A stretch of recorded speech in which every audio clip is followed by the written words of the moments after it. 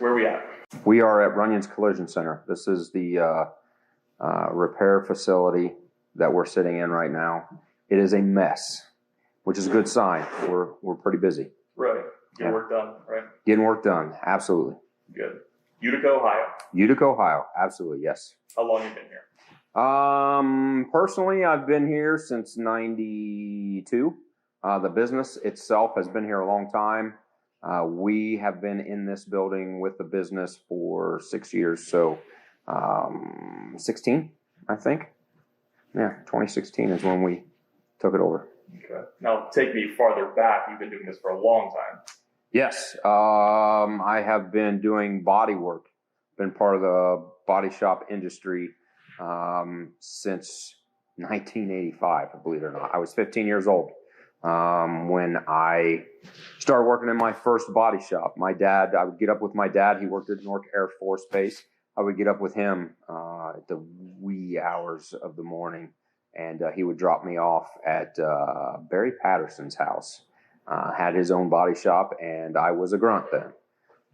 Did anything from mow the lawn, weed eat his grass, to cleaning up the body shop, learning the trade, and then from there the following year went to Licking County JVS, and that's where I started honing the skill set and led to where I'm at now. Okay. Did you know back at Barry's house that this is what you would be doing for a long time? I'm one of those lucky few, Chris. Yes. I knew that I wanted to do this for a living. I knew I'm a car guy through and through. I was raised that way.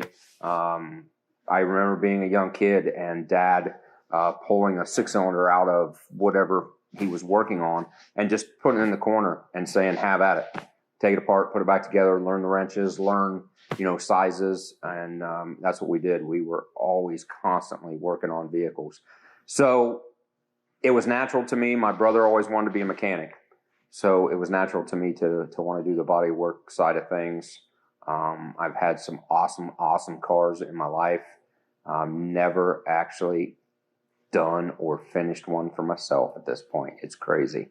But we do everybody else's. I guess I just never got around to finishing one of my own.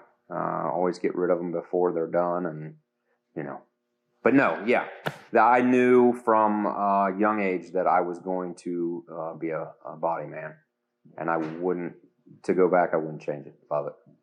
What would that car be for yourself? Oh my gosh.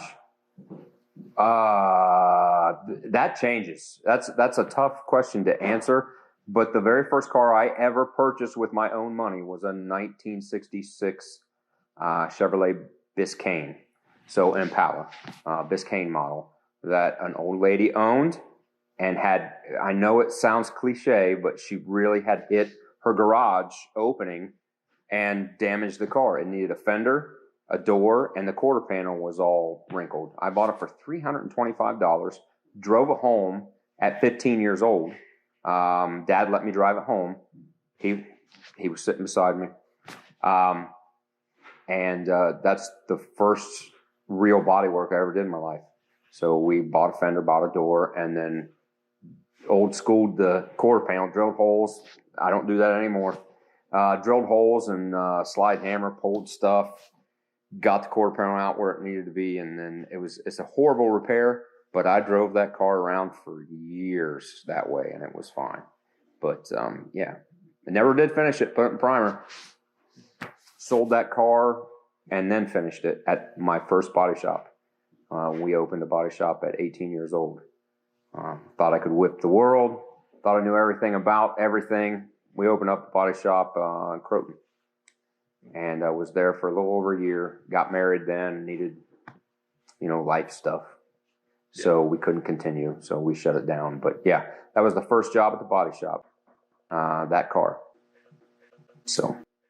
Was there any moment like when you drove that car home that you were like, okay, this is what I'm going to be doing for the rest of my life or for a long time? Well, yeah, because when I had that car, thinking back, when I had that car, my uncle, who was probably one of the closest uncles I had, Dave Lizer, shout out to you, buddy.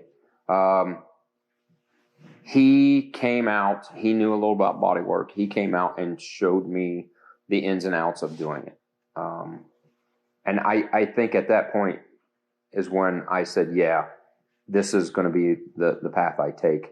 I don't know whether I was 14 or 15.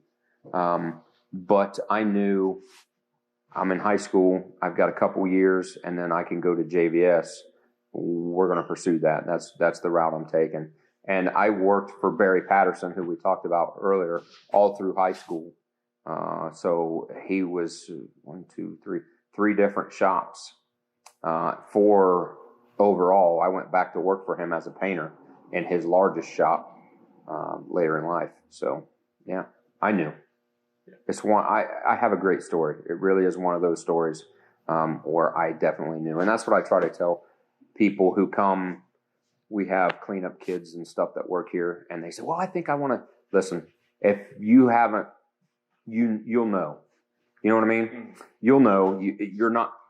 I understand you think you're a car guy, but you're not. You're just in the moment. You like working here. You like the atmosphere, but you'd be working on cars since you was a little kid if you're going to do this. You can't just decide one day, I want to be a body guy, because those are the guys that won't last. Sorry. None of those guys have ever surprised you and stuck around.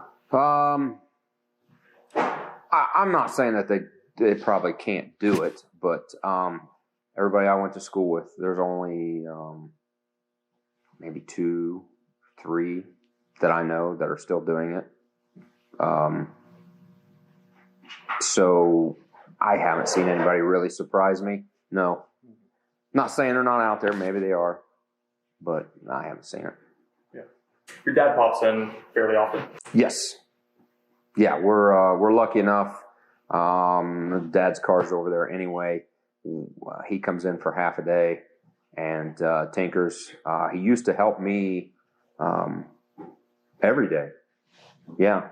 And I would fire him a couple times a week, and he would laugh about it and say, I'll see you tomorrow. That's something trying to get me choked up. That's something that I hold near and dear, that we still are able to spend that time together most of the time, each and every day, if not, 2 or 3 times a week, that we can wrench together, reminisce. You catch him singing some of the old songs. Yeah, it's awesome. That's another perk of being self-employed that I wouldn't change for the world. What's your dad been working on here? His 56. He has a 1956 Chevy that he purchased about a year ago. It's one that I worked on, a decade or so ago. Didn't paint it, but we did some work to it. But yeah, he was able to get that. It's his dream car. He had one when he was a kid, so he always wanted another one. So yeah, we're helping him out. He wanted a V8 4-speed car, so it was a 6-cylinder power glide, and we're converting it over and building him a little motor so he can reminisce on his past life. So, okay. Who's this over here to your left? That is James Coakley. He is my one and only employee, my right-hand man. Coakley, don't listen. I don't want you hearing this stuff. He's a guy that, for the most part, makes everything happen. I lean on him more than he realizes. What you working on, James? I am working on Energy Co-op truck. What I'm doing is taking all the decals off, pulling the mirror off, the door handle off, belt molding off. Okay. Decals off the bed, tent light out, and I'm prepping him to get ready so he can come over and start working the body to pull the dents out. Okay. Yeah, he makes things happen for me. So he is anywhere from my body guy, my mechanic, my diagnostic expert, to my machinist with the other business. He does it all. He truly is a valuable part of what we do here. The next person that walks through your door that wants to help out here, what should they bring to the table? Oh, wow. Patience. If you have the skill set Obviously, that helps, but most people in the small town are coming from the school. If they want to work in this industry, they just need to have patience.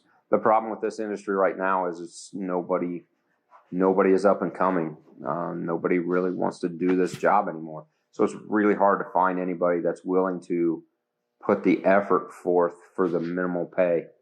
You can go to McDonald's, or because of the shortage, you can go anywhere and make really good money doing whatever it is they want you to do.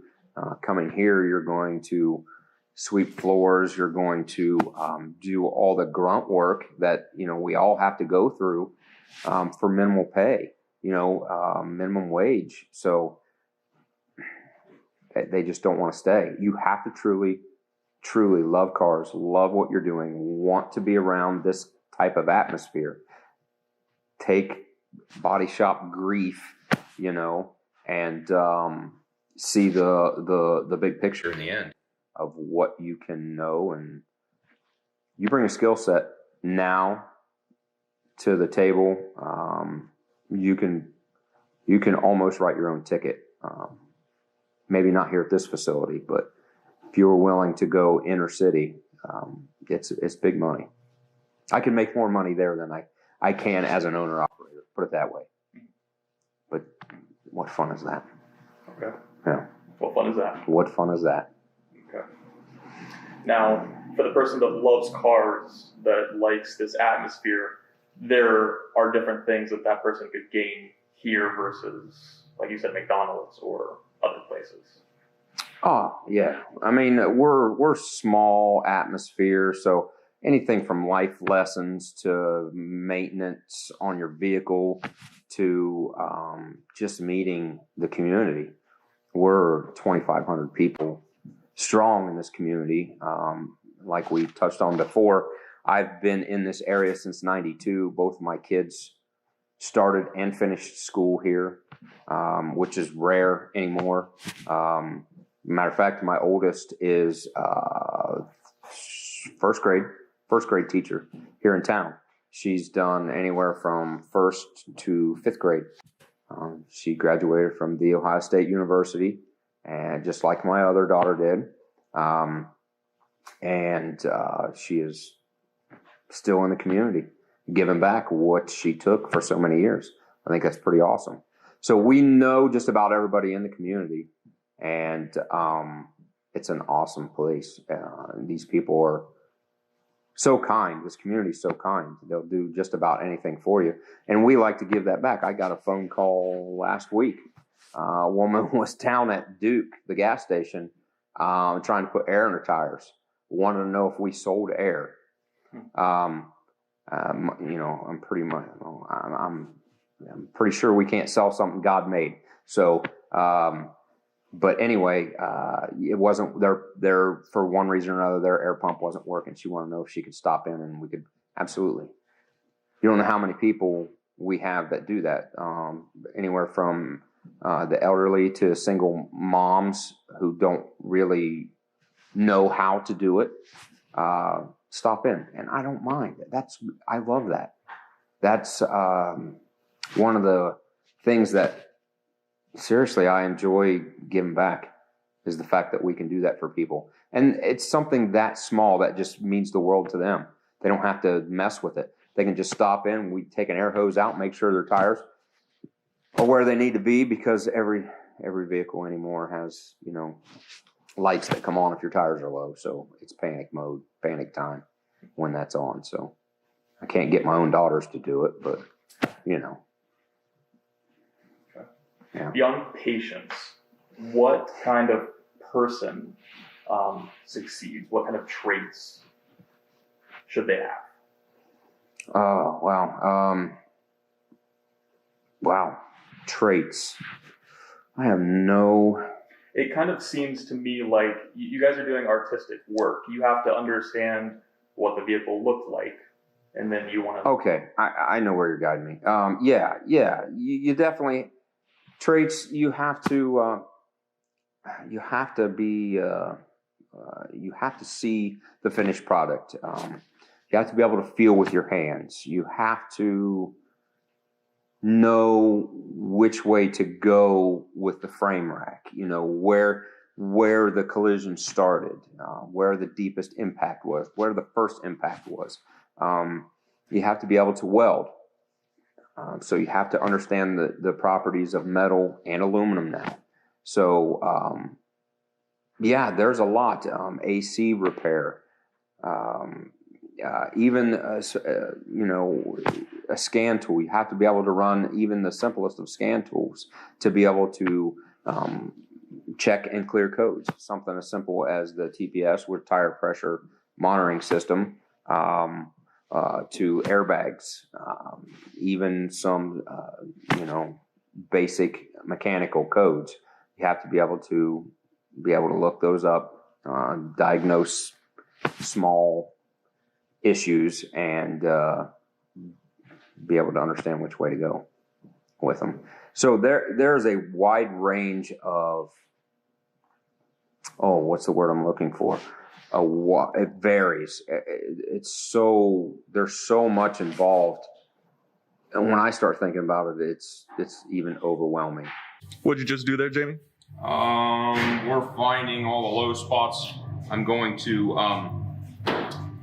in a second, I'm going to get a pin puller where we spot weld little pins on the outside here and take a small slide hammer and pull the metal. So we're finishing the metal before we put filler in it. Okay. So trying to minimize the thickness of the filler. That's what we were talking about earlier. Right.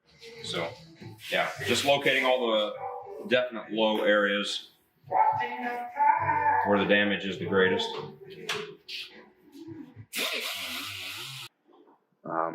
Even people skills. I mean, it's not everyone that can talk to anybody that walks through the door or attempt to talk to anybody that walks through the door.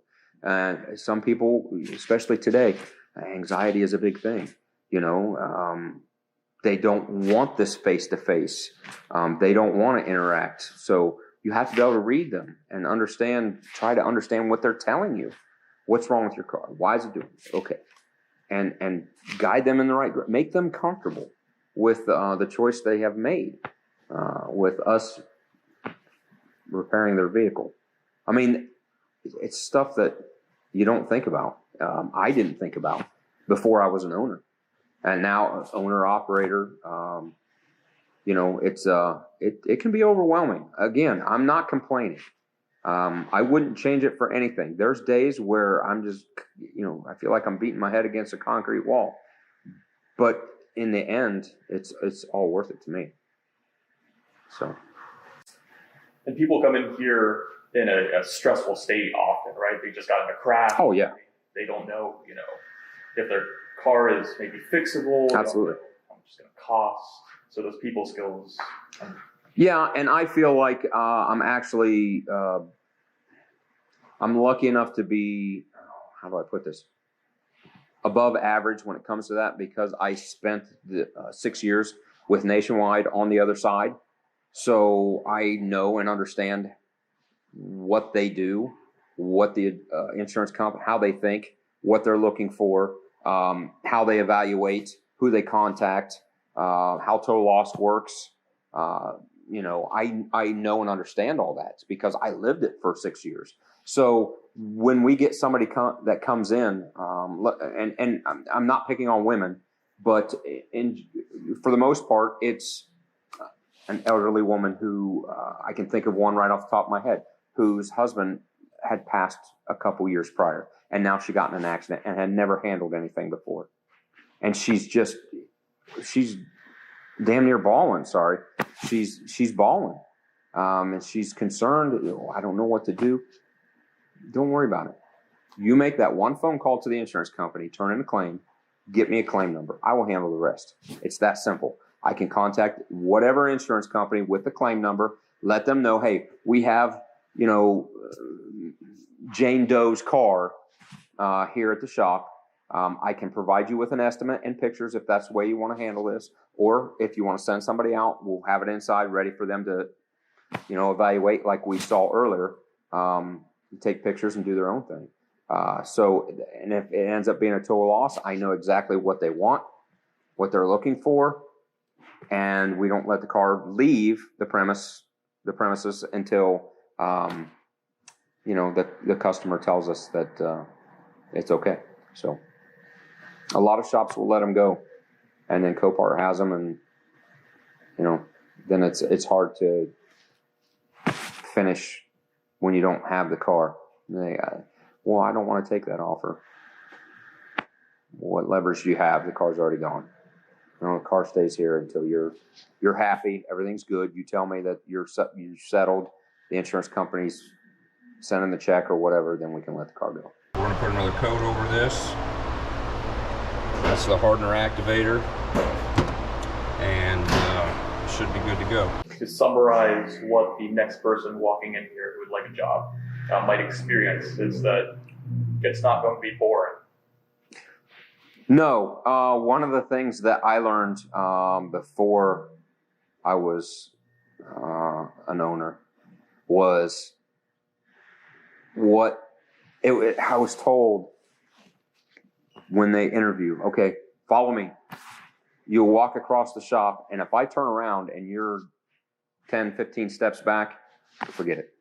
You're not getting a job. If you can't be right on my heels and listen, if your attention span is no greater than that, then you can't work here. So it's very fast paced. There's always controlled chaos is a good word. I mean, look around. It looks like a bomb went off in here, but I know my guy back here. He knows where everything's at. When he goes Chris, you saw him tear this truck apart today. There's stuff in the door, on the floor. There's stuff in the bed of the truck. He knows where everything goes. So when it comes time to put that back together, it'll be done. As quickly as it was torn apart, it'll be back together. You have to control chaos. You have to be you have to be able to turn it on and off. You have to be able to go 900 miles an hour and then slow down when it's time to slow down. When I get up in that paint booth, a lot of times I'll shut the door. It means leave me alone. No phone calls. If somebody stops by, take a message. I'll contact them back.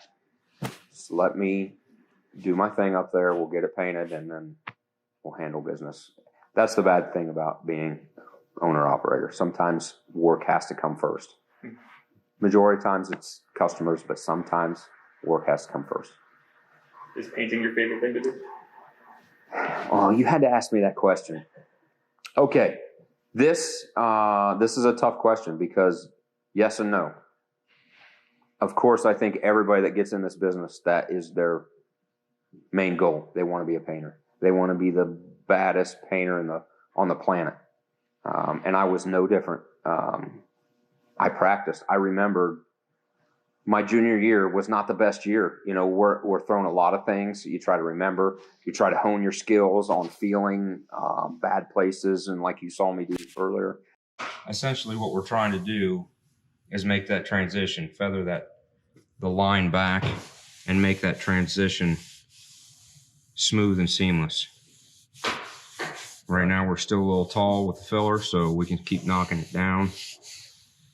And we're going to need a little more filler down in this area when we're done. And it's a struggle. It's really hard. You got to stay at it. I spent the whole summer. Now I'm working at a body shop while I'm going to school. So I don't know of anybody else that did that their junior year. I had it easier than most, better than most. I wouldn't say easier than most. But that summer, I'll never forget. This is a true story. I practiced painting. You know how I practiced painting? I had an old junk hood. I hung it so it was vertical, and I put water in a Binks Model 7 paint gun, which is an old siphon feed. All you old timers will know that. And I was told if I could spray that hood with water and not run it, it's an impossible task. It can't be done. Okay. But I didn't know that at the time. So the whole summer, that's all I did. I practiced that and practiced that and practiced that. I remember going back my senior year, and we had a hood. They let us have a hood. And Emron was big. So this would have been in 87. Emron was a big paint, and they had a quart of black Emron, and they let 2 of us. And the 2 that they let are me and Jim Fouts. Shout out to you, buddy. He is actually working at a local body shop in Mount Vernon. He's the other guy I was telling you about. They let us paint a hood, and we did flames on it. And I'll never forget, the 2 instructors came to me and says, you got really good over the summer. I was practicing painting the hood with water, and they were like, no, you really did that? We were joking. I'm like, it worked. So yeah, dude, it's something I love doing. But to answer your question, no, it's not. Painting is not my favorite thing to do. Honestly, it's going to sound so cheesy. My favorite thing to do about this job is to see the customer's reaction when they get their car back. It really is. These cars, the everyday cars, are not so much. I mean, there are certain people who are just, they love their car and they're glad to get it back, and especially if they had a bad rental or whatever. The older cars we do every once in a while. I know I said we weren't going to touch on that, but we do some. Those are the ones. Because, cars like my dad's 56, dude, that car, try to get that away from him. He'll fight you. He's 74 years old, man. He'll throw them down. No, these men and women who own these older cars, it's like a family member to them. So any little thing that you do to improve that car, the looks or the style to that car, the looks on their face, man, that's why I do this. That is one of the biggest joys, and I know it sounds nerdy, but I love it. That's probably the best thing that I like about this job.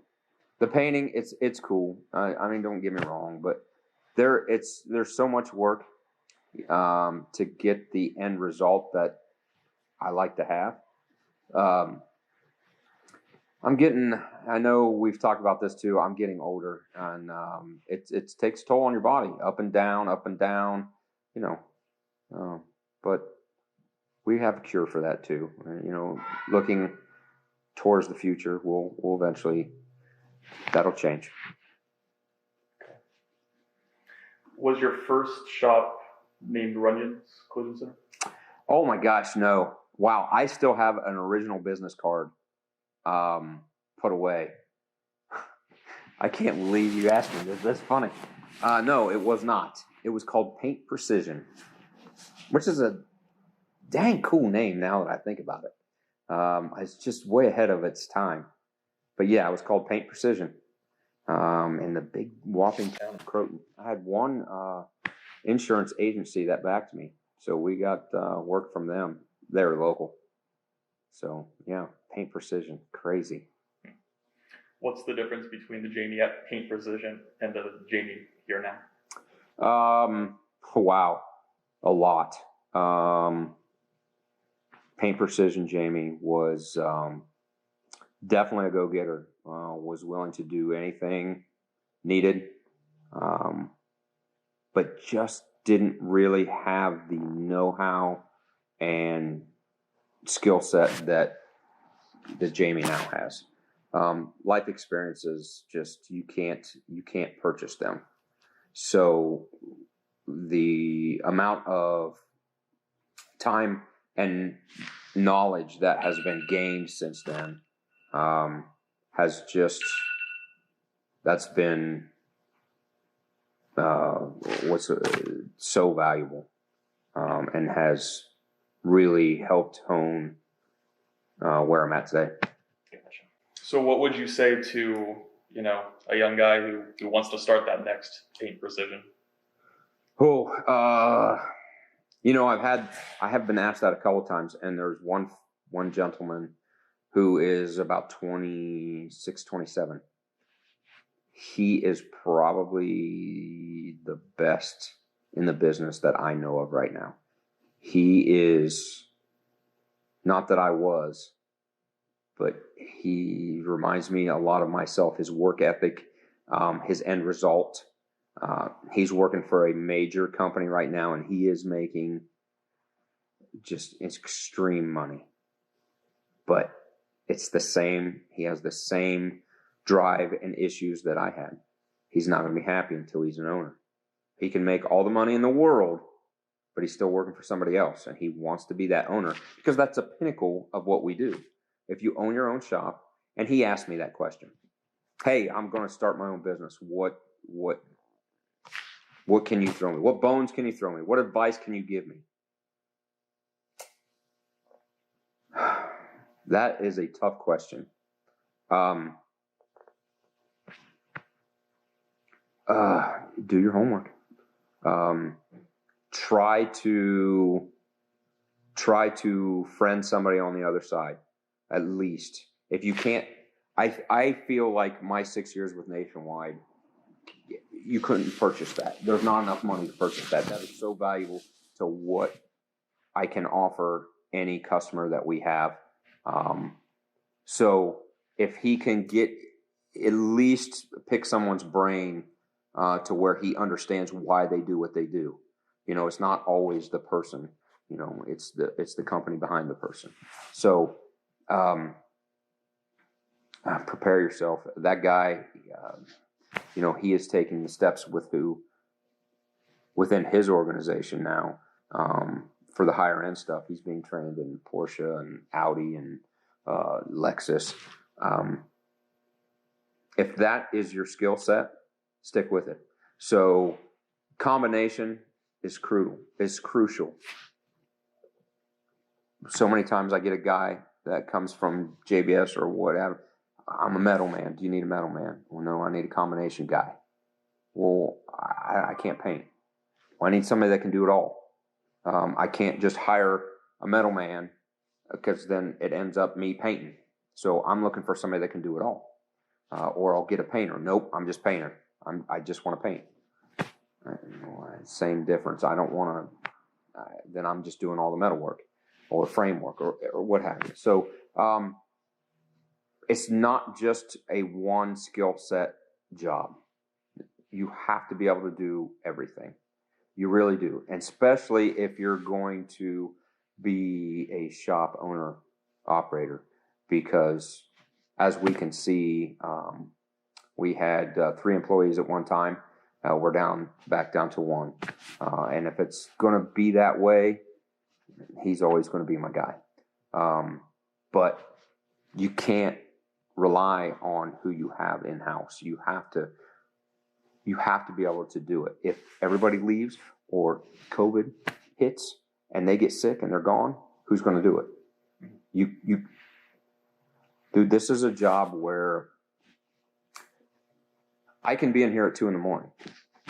I'll wake up, can't sleep because I know stuff needs to get done. If I can't sleep, I'll give it an hour. I'm going into work. I will text my wife, hoping it doesn't wake her up. But then if she wakes up, she'll check her phone and say, okay, he's at the shop. So I can come in. I've done it several times, 3, 4 a.m, and work until I've been here, midnight, 1, 2 a.m. So it's just one of those jobs. And I'm not saying that my job is more demanding than anyone else's, but you have to be versatile when it comes to that. You have to be able to step in any position and do it if it needs to be done. So my advice to any young person that wants to open their own business, I'm talking to you guys, and girls, you have to be able to step in any part of our repairs and do whatever it takes to get it done. Part of being a good owner, a good business person, you don't have to be an owner, a good manager, a good business person, is to know where to put the right people. So I'm lucky enough, I got Coakley. He can do just about anything I ask him to do. You get somebody else, you put them in the right place, you make sure that that's wherever they shine in this part of the job, you make sure that's that's their workload, because that's what your end result is going to reflect.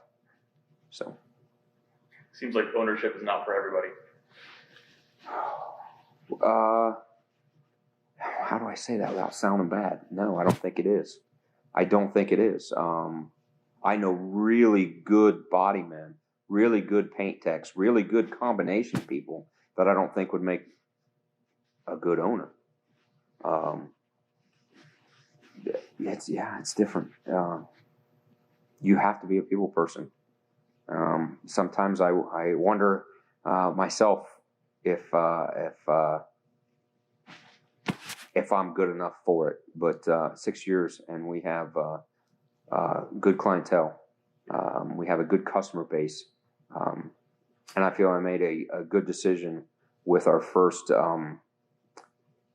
big money spent on advertising. So I feel like I'm worthy. I'm worthy. Good. Yeah, that's hard to say. I don't like it. When customers call you, what kind of questions do they ask you? Wow, that's how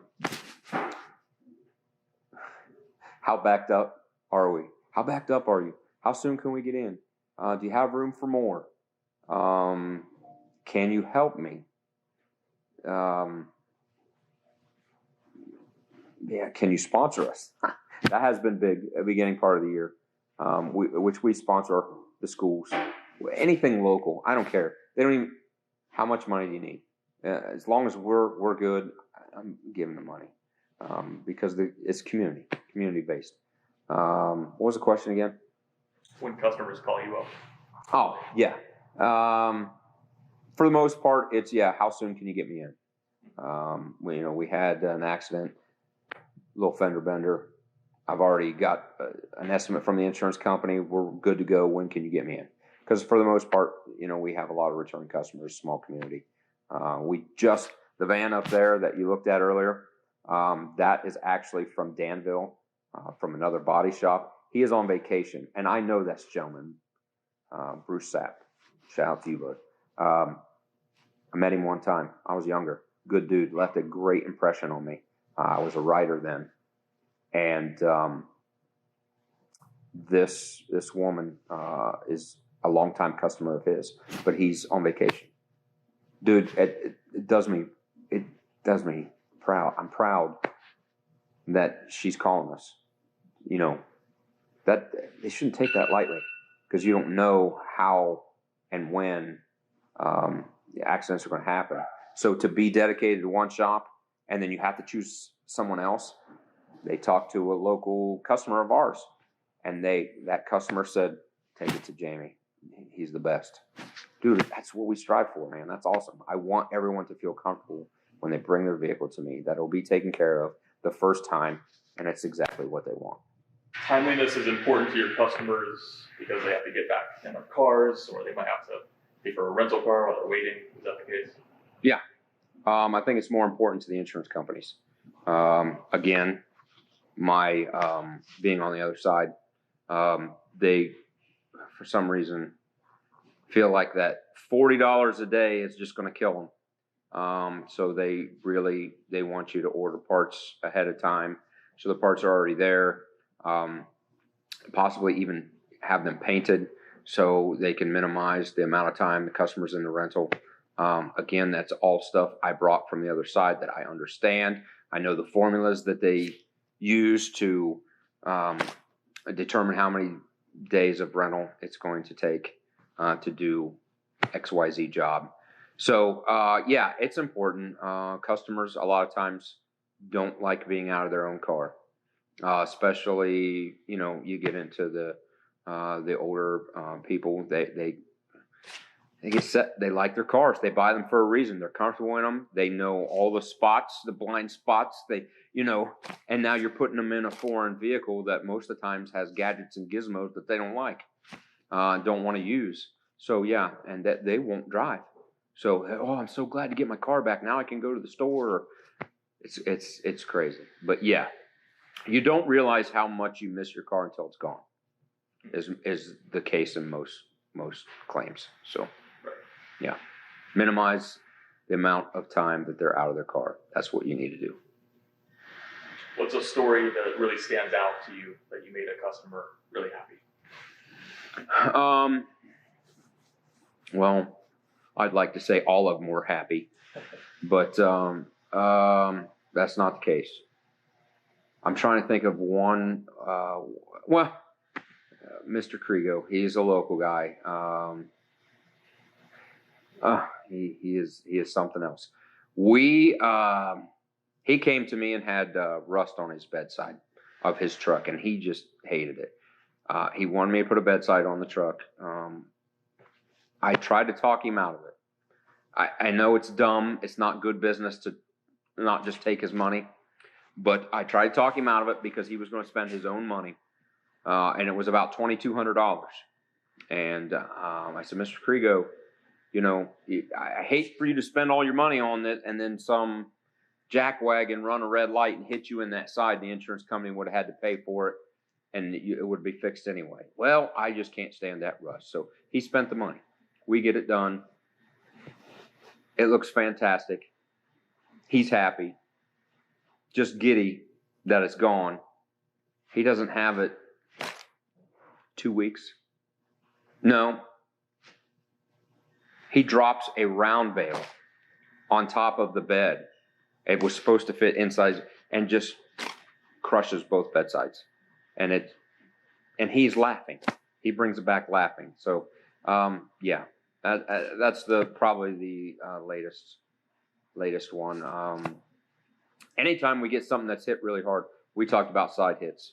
Remember me telling you that story? I told the guy I used to work for, one of the guys I used to work for, don't give me any more side hits. I don't like them. I'm not good at them. So I got every side hit that came in. That's how you get better. And that's what he told me. That's how you get better at something. I don't want to do it. I don't care. That's how you get better at something. So we had an expedition that was hit hard in the side.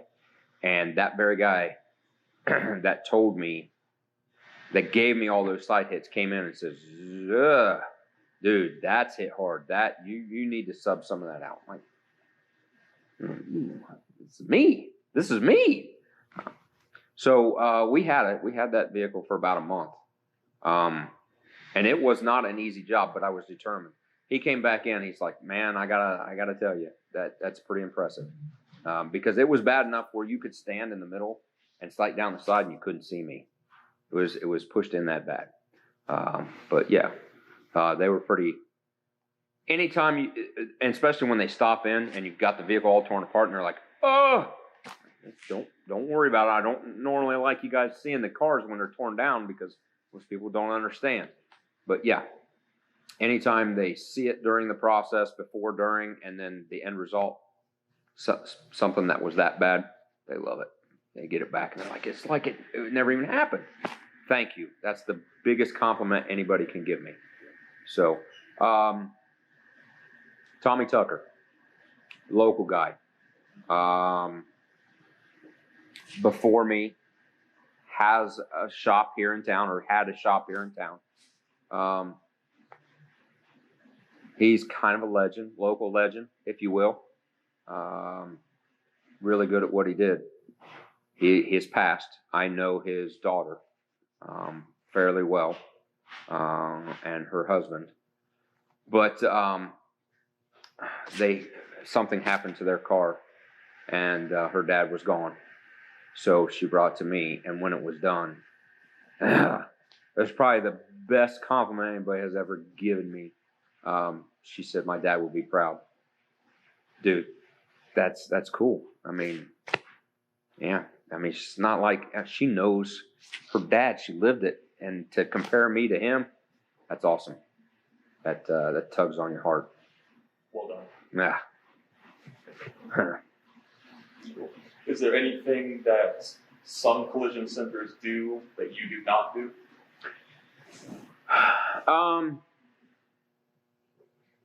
We don't do heavy frame here in the shop. We just don't see it enough.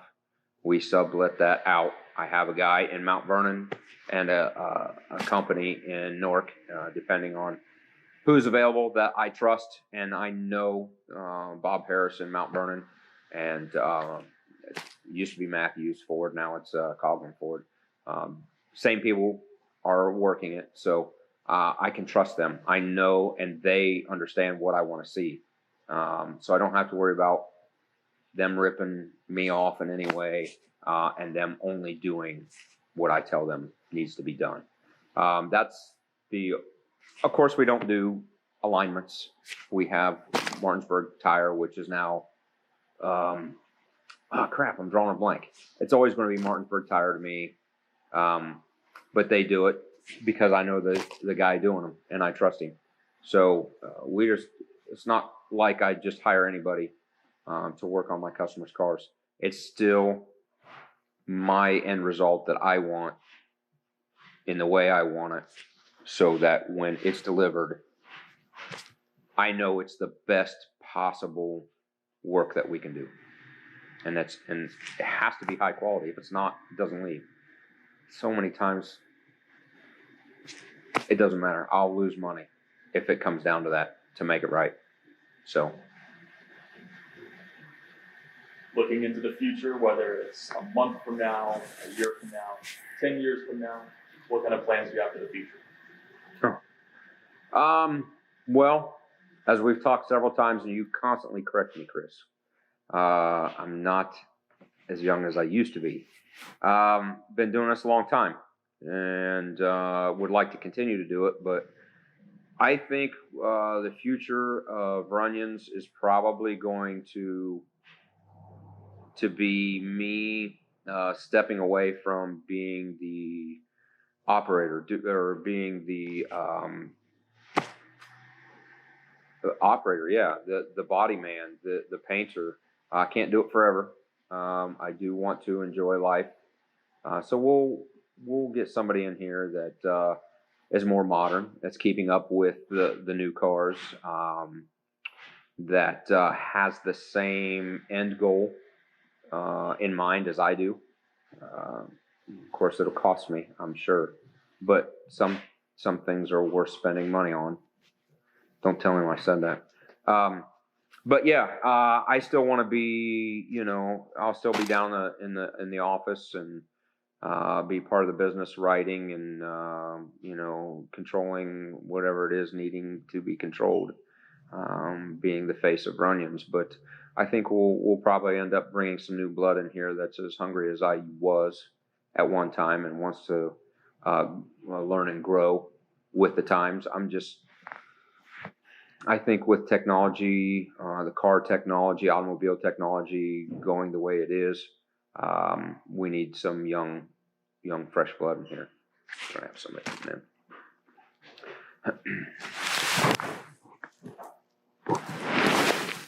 Groupies. These more modern cars, they involve computers. Is that the case? Oh, well, you're getting into these cars. Technology is just crazy anymore. Getting in electric cars and everything's computer controlled. Even the mechanics end of things is getting so far out there that it's hard for us small shops to stay in the loop. Basically, you're any shop that's not a dealer shop, we're a few years behind anyway, because they don't release any updates on the mechanic side of things to the general public, for a few years. So anything new has to go to the dealer. And as we're evolving with these automobiles, it's hard to keep up. I mean, they make a big deal about the all aluminum Fords. We have one in here. We've been working on aluminum for decades. Since 60s, they've had aluminum hoods, aluminum bodies, maybe earlier than that. So same principle. We just go about it a different way. But everything takes dealer approval anymore, especially on new releases. So any of the high-end cars, the Audis, the Porsches, Lexus, you have to be,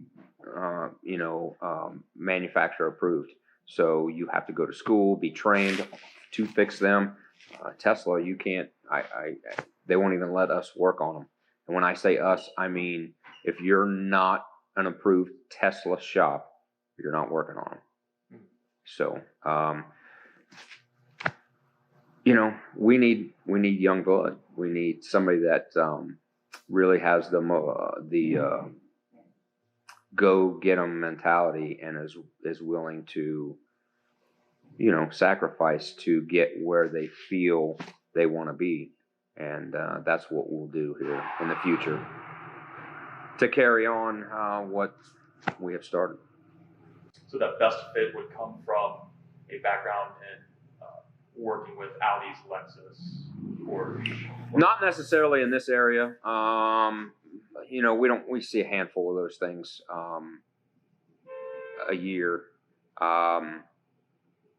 No, I think in general it's just keeping up with the times. So as they come out with modern features, a lot of these cars have the lane departure systems. Something as simple as a windshield. Windshields are structural now. So, I mean, they have been for a while, but you can't just take a windshield out and replace a windshield. They have to be the computer has to be reprogrammed, relearned for the lane departure system, because there's a computer up here that's, casting out moonbeams to read the lanes. So they're just, it's technology. If you don't keep up with it, you get left behind, and that's where we're going to have to look. We're going to have to look to someone younger who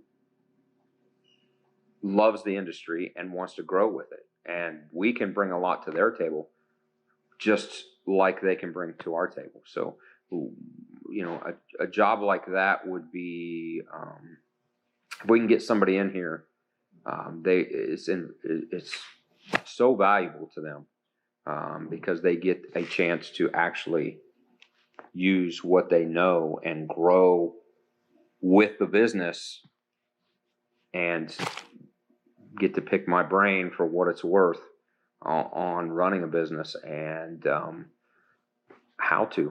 So. Okay. In closing, what would you like to say to people watching this video?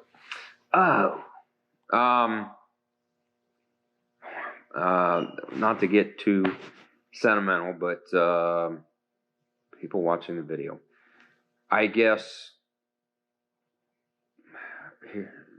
Runyons, we're a small business. One of the main things you have to have as a customer is trust in whoever's fixing your car. And I feel like anyone who is listening needs to know that they can trust me to fix their car, start to finish. It's just, I don't want to be that guy. I'm never going to try to let anything out of here that's not great work, because I don't want to be that guy. I don't want to have to dodge somebody. It's not only that, it's not what I would want. If I trust somebody to do something for me, if they tell me they're going to do something, I don't want to have to worry about it.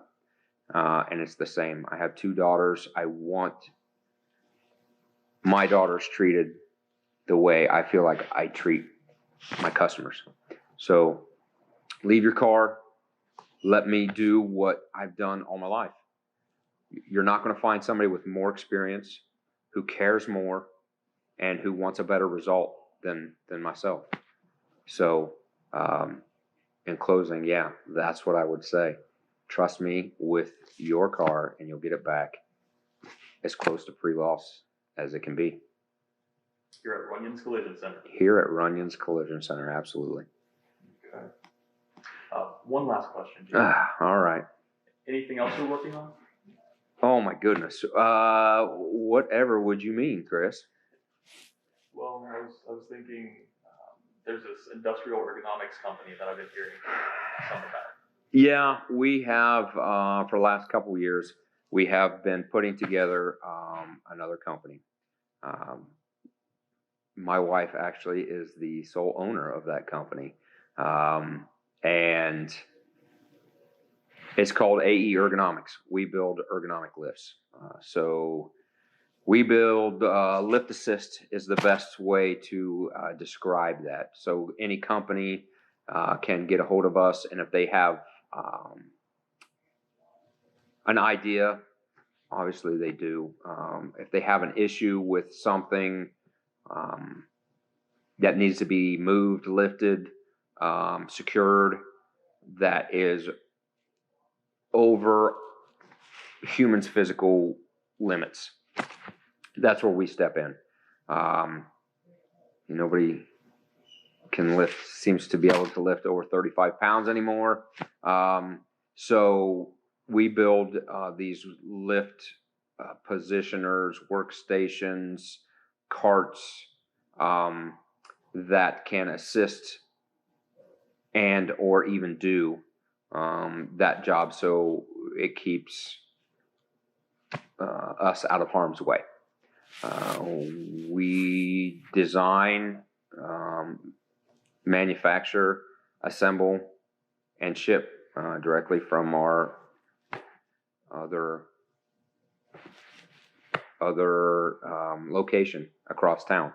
Yeah, it's a really exciting time for us. So anyway, yeah. Congratulations. Thank you, sir. Thank you very much.